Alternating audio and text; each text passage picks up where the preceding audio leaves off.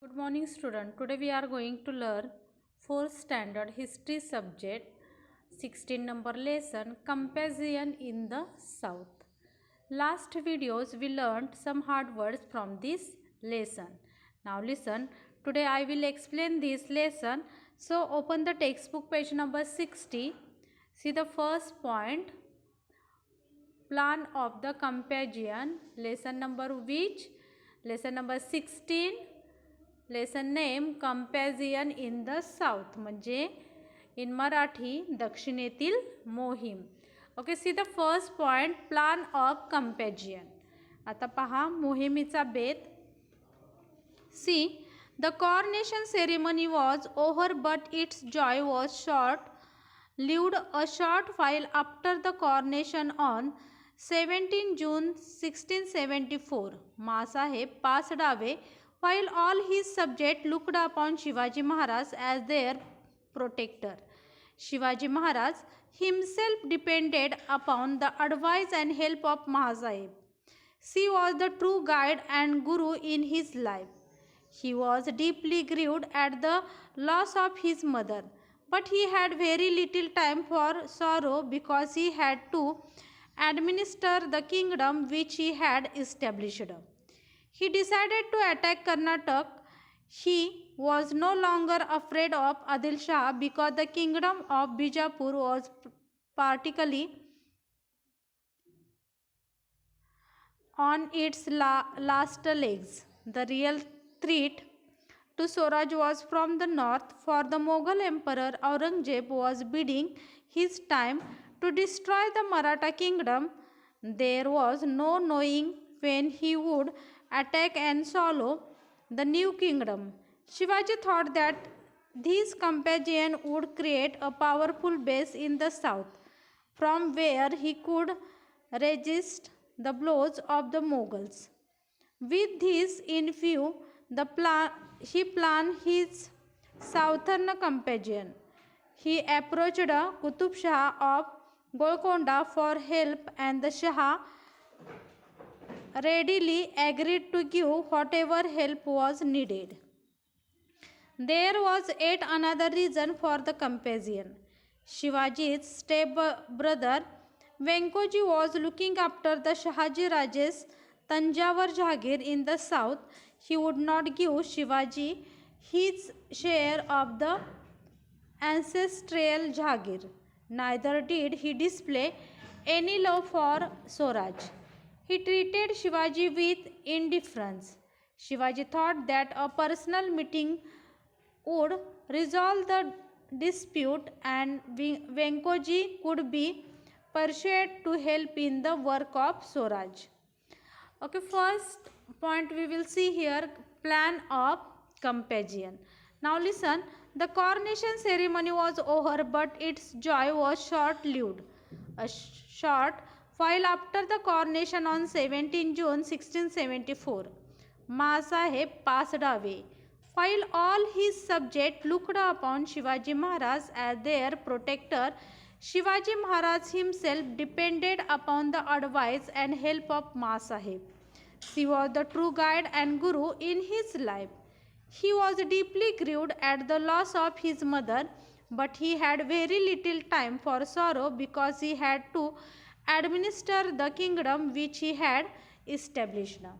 आता पहा मोहिमेचा बेत. राज्याभिषेकाचा सोहळा पार पडला, पण हा आनंद फार काळ टिकू शकला नाही. राज्याभिषेकानंतर अल्पावधीत 17 जून 1674 रोजी मासाहेब मृत्यू पावल्या. शिवरायांचा मोठा आधार गेला. स्वराज्यातील सर्व प्रजेचा आधार शिवराय होते, परंतु शिवरायांचा आधार मासाहेब होत्या. त्या त्यांच्या जीवनातील खऱ्या मार्गदर्शक आणि गुरु होत्या. आईच्या मृत्यूमुळे त्यांना अतिशय दुःख झाले, परंतु दुःख करत बसणे त्यांना शक्य नव्हते. त्यांना स्वराज्याचा गाडा हाकायचा होता. Okay, now listen. See then second paragraph. He decided to attack Karnataka. He was no longer afraid of Adil Shah because the kingdom of Bijapur was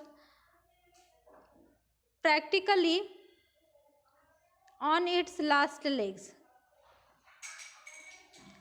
Their real threat of Swaraj was from the north, for the Mughal Emperor Aurangzeb was biding his time to destroy the Maratha kingdom. There was no knowing when he would attack and swallow the new kingdom. Shivaji thought that this campaign would create a powerful base in the south from where he could resist the blows of the Mughals. With this in view, he planned his southern campaign. He approached Qutub Shah of Golconda for help, and the Shah readily agreed to give whatever help was needed. Now listen. आता पहा, शिवरायांनी कर्नाटक प्रांतावर स्वारी करण्याचा निश्चय केला. त्यांना आता आदिलशहाची मुळीच भीती नव्हती, कारण आदिलशाही मोडकळीस आली होती. परंतु उत्तरेचा मुघल बादशाह औरंगजेब हा मात्र मराठ्यांचे राज्य नष्ट करण्यासाठी टपून बसला होता. तो स्वराज्याचा घास केव्हा घेईल याचा नेम नव्हता. मुघलांचे संकट स्वराज्यावर आले तर दक्षिणेत एखादे मजबूत ठाणे असावे असा विचार शिवरायांच्या मनात आला. म्हणून त्यांनी दक्षिण आपल्या ताब्यात घेण्याचे ठरवले. या मोहिमेसाठी शिवरायांनी गोवळकोंड्यांच्या कुतुबशहाची मदत मागितली. त्याने मोठ्या खुशीने शिवरायांना मदत देण्याचे कबूल केले. Okay student, do you understand now? Second number paragraph. Now listen, see then third number paragraph. There was yet another reason for the campaign. Shivaji's stepbrother Venkoji was looking after Shahaji Raje's Tanjavur Jagir in the south. He would not give Shivaji his share of the ancestral Jagir. There did he display any love for Swaraj. He treated Shivaji with indifference. Shivaji thought that a personal meeting would resolve the dispute and Venkoji could be persuaded to help in the work of Swaraj. आता पहा, या मोहिमेच्या मागे शिवरायांचा आणखी एक हेतू होता. त्यांचे सावत्र भाऊ व्यंकोजी राजे हे दक्षिणेतील तंजावरची जहागीर सांभाळून होते. वडिलांची कर्नाटकातील जहागीरही त्यांच्याकडेच होती. त्यातील काही वाटा व्यंकोजी राजांनी शिवरायांना दिला नव्हता. एवढेच नव्हे तर स्वराज्याबद्दल त्यांना फारसा आदरही नव्हता. ते शिवरायांशी फटकून वागत असत. त्यांची भेट घेऊन स्वराज्याच्या कार्यासाठी त्यांनी मदत मिळवली तर पाहावी असा हेतू शिवरायांच्या मनात होता. Okay student, do you understand now third number paragraph? And do you understand now this point, plan of campaign means मोहिमेचा बेत. See then second point, visit to Govalkonda. Visit to Govalkonda. See, Shivaji Maharaj started on his southern campaign. Abdul Hasan Qutub Shah of Govalkonda had invited him to visit Govalkonda. He therefore decided to visit Govalkonda first and proceed with his conquest of the south. Govalkonda was the capital of Qutub Shah's kingdom. He made great preparation to receive Shivaji.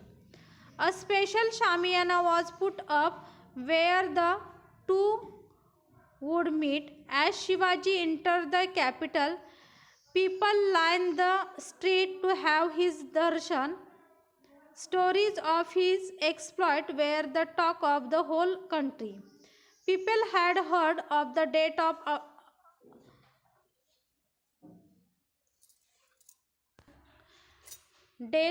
Afzal Khan at his hand, of the discomfiture of Shahisti Khan, and of Shivaji's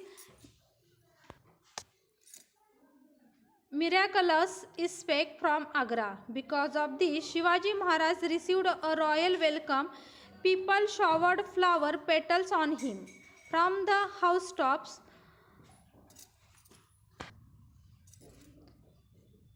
Acknowledging his powerful reception, Shivaji entered Qutub Shah's darbar. Qutub Shah came down halfway to receive him. He seated Shivaji Maharaj alongside himself as an equal on a specially prepared throne. He left nothing undone as far as reception was concerned. Now listen, visit to Govalkonda. आता पहा, गोवळकोंड्याला भेट. See then first paragraph. Shivaji Maharaj started on his southern campaign. Abdul Hassan Qutub Shah of Golconda had invited him to visit Golconda. He therefore decided to visit Golconda first and proceed with his conquest of the south.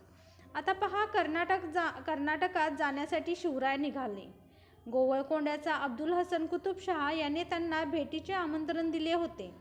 तेव्हा प्रथम कुतुबशाहच्या राजधानीला भेट देऊन मग दक्षिण दिग्विजयासाठी पुढे जायचं अशी योजना त्यांनी आखली. See then second paragraph. Golconda was the capital of Qutub Shah's kingdom. He made great preparation to receive Shivaji. A special Shamiyana was put up where the two would meet. As Shivaji entered the capital, people lined the street to have his darshan. Stories of his exploit were the talk of the whole country. People had heard of the death of Afzal Khan at his hand, of the discomfiture of Shahisti Khan, and of Shivaji's miraculous escape from Agra. Because of this, Shivaji Maharaj received a royal welcome. People showered flower petals on him from the housetops, acknowledging his wonderful reception. Shivaji entered Qutub Shah's darbar. Qutub Shah came down halfway to receive him. He seated Shivaji Maharaj alongside himself as an equal on a specially prepared throne. He left nothing undone as far as reception was concerned. Now listen. आता पहा, गोवळकोंडा हीच कुतुबशाहची राजधानी होती. कुतुबशहाने महाराजांच्या स्वागतासाठी मोठी तयारी केली. भेटीसाठी खास तंबू उभारला. शिवराय राजधानीत येऊन दाखल झाले. त्यांचे दर्शन घेण्यासाठी रस्तोरस्ती लोक दुतर्फा उभे होते. त्यांच्या पराक्रमाच्या बातम्या देशात चहूकडे पसरल्या होत्या. अफजल खानाचा वध, शाहिस्ती खानाची फटफजिती आणि आग्र्याहून सुटका या रोमहर्षक प्रसंगाची हकीकत देशभर पसरलेली होती.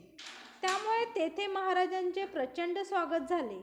घराघरातून लोक महाराजांच्यावर फुलांचा वर्षाव करत होते. लोकांचे स्वागत स्वीकारून महाराज कुतुबशाहच्या दरबारात आले. कुतुबशाह त्यांना सामोरा गेला. त्यांनी महाराजांना खास तयार केलेल्या सिंहासनावर आपल्या बरोबरीने बसवले. त्याने महाराजांच्या सत्कारात कशाचीही कमतरता राहू दिली नाही. स्वागत सत्कार स्वीकारल्यावर शिवराय कर्नाटकाच्या मोहिमेवर निघाले. Okay student, do you understand no this point? Visit of Golconda. Okay, visit of Golconda. I think you understand it. Now listen, see then next point. Conquest of Jinji. आता जिंजी जिंकली पहा. Taking leave of Qutub Shah, Shivaji proceeded south and reached the east coast. To the south of Chennai is the fort of Jinji. It is a big fort, as big and strong as Raigad. Shivaji besieged and captured it. A strong southern base was created for Swaraj. Then he besieged the Velar fort. The siege lasted for several months, but the fort could not be conquered. Shivaji had to train his guns on the fort from a neighboring hill.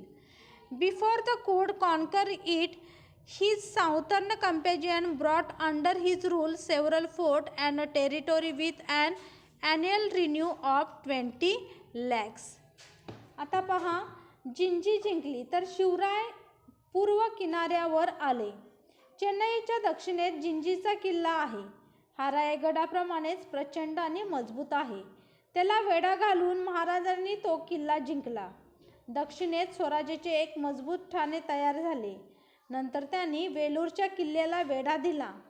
कित्येक महिने वेढा देऊनही किल्ला ताब्यात येईना. तेव्हा वेलूर जवळच्या डोंगरावरून शिवरायांनी त्या किल्ल्यावर तोफांचा मारा केला आणि किल्ला सर केला. त्यांनी कर्नाटकात एकूण 20 लाख उत्पन्नाचा प्रदेश आणि कित्येक छोटे मोठे किल्ले जिंकले. Okay student, do you understand no this point? Conquest of Gingee. Now listen, see then next point. Meeting with Venkoji Raje. Meeting with Venkoji Raje. See, Shivaji Maharaj invited Venkoji Raje, his stepbrother, to meet him. Venkoji Raje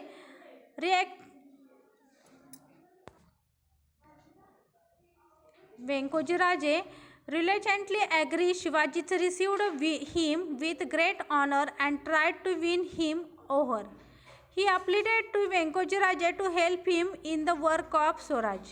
For a few days, Venkoji Raje stayed with Shivaji Maharaj, but one night he returned to Tanjavur without even taking leave of Shivaji Maharaj. From Tanjavur, he actually attacked Shivaji's forces. Shivaji's forces took heavy toll of the attacking troops, and Venkoji Raje was defeated. Shivaji Maharaj was deeply pained at Venkoji Raje's behavior. He wrote to him and tried to persuade him to change his way. He conferred on him the territory south of Jinji and set aside a small part of Karnataka as a gift for Deepabai, Venkoji's wife. He said in his letter to Venkoji Raje, "Do not put your trust in your enemies. Follow the path of valor." आता पहा वेंकोजी राजेंची भेट. महाराजांनी आपले सावत्र भाऊ वेंकोजी राजे यांना भेटीसाठी बोलावले. नाखुशीनेच ते आले. महाराजांनी त्यांचा योग्य सत्कार केला. त्यांची समजूत घालण्याचा प्रयत्न केला. स्वराज्याच्या कार्यात वेंकोजी राजाने सहकार्य करावे अशी त्यांनी गळ घातली. काही दिवस वेंकोजी राजे महाराजांच्या बरोबर राहिले, परंतु एका रात्री महाराजांना काही न कळवता ते तंजावरला निघून गेले आणि उलट त्यांच्या फौजेवरच त्यांनी हल्ला केला. तेव्हा महाराजांच्या फौजेने त्यांचा समाचार घेतला. वेंकोजी राजांचा पराभव झाला. आपल्या भावाच्या अशा वागणुकीमुळे महाराजांना फार वाईट वाटले. त्यांनी वेंकोजी राजांना समजुतीची पत्रे पाठवली. जिंजीच्या दक्षिणेकडील काही प्रदेश त्यांना दिला.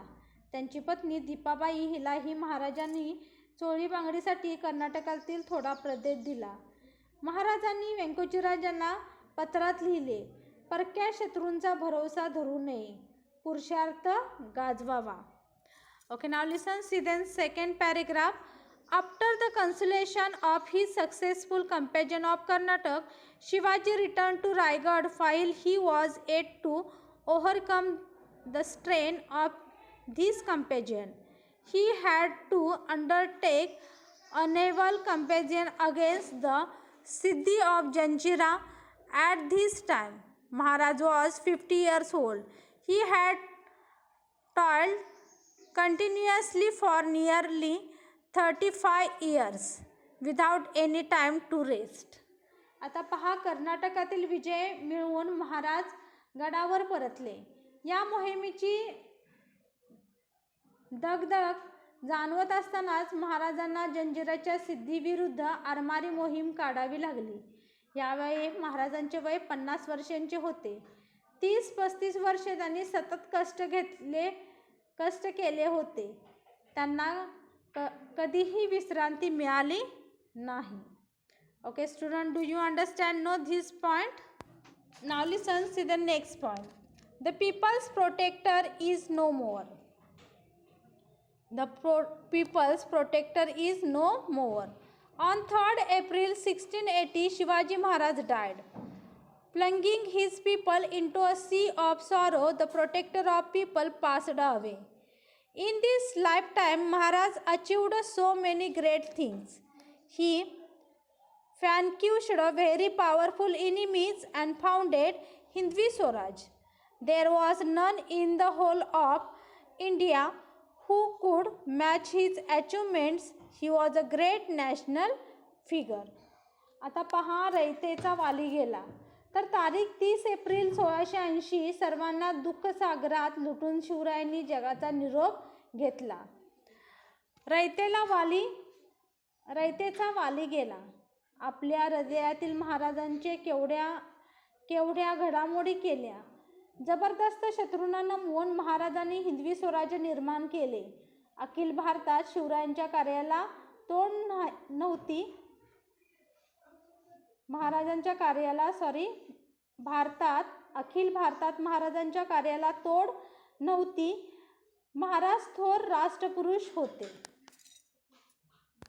Now listen, in this page we see here is the स्वराज्य established by शिवाजी महाराज. आता पहा शिवाजी महाराजांनी जे स्वराज्य निर्माण केलेलं होतं ते कुठपर्यंत होतं ते.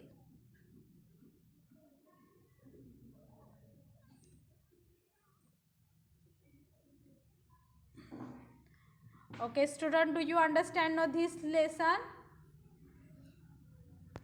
Do you understand now this lesson, Campasian in the South? I think you understand it. Thank you.